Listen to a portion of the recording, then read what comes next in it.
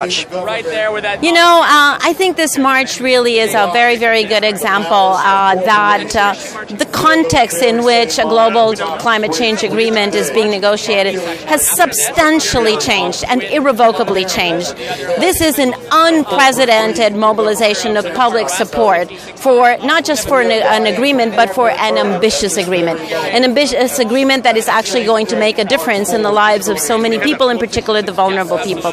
And that's why this is so exciting, because there's never been as much public support. There's never been as much mobilization actually of the private sector and of the finance sector to show that not only must we address climate change, but that we can address climate change. And so the third piece there is, yes, we must, yes, we can, and then we will. And that is what I expect to hear on Tuesday from governments. Yes, we will address climate change. And politically, what kind of impact does a march like this have? What difference really does it make? I think it contributes to building confidence.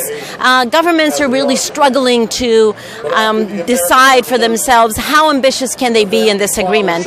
And the more public support there is, the more corporate support there is, the more confidence governments can have to strive for the highest level of ambition. So it's a very, very important confidence-building process.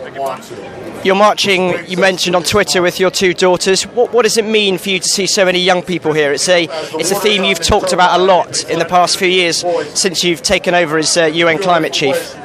Well, it used to be that climate change impacts would only affect the next generation, and that's definitely what motivated me to get into this.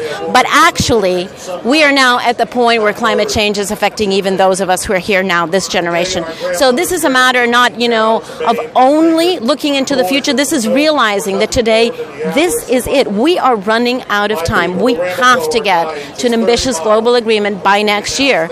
And mobilizations like this are so helpful to be the voice of support, but also the voice of urgency.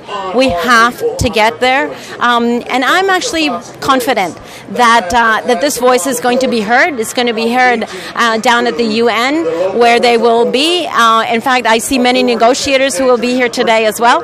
And it is a voice that needs to continue to be raised, not just until Tuesday, but until we have a global, ambitious agreement in Paris next year. So I am counting on these voices to accompany us.